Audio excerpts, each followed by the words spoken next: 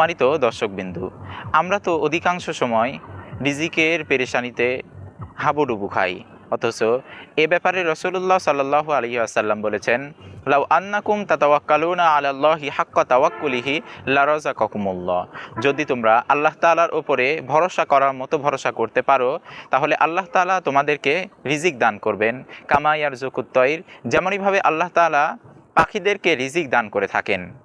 তাগদু খিমাসাও ওয়া তারুহু বিতানা, তারা সকালে বের হয় খালি পেটে, অথচ তারা ফিরে আসে ভরা পেটে।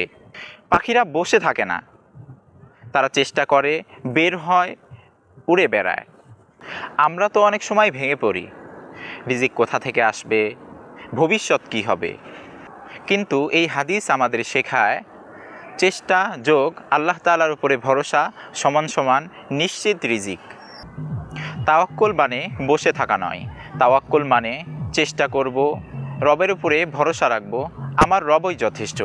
আজ থেকে দুশ্চিন্তা ছেড়ে দিন, পাখির মতো বের হন আর আল্লাহ তাআলার উপরে পূর্ণ ভরসা রাখুন।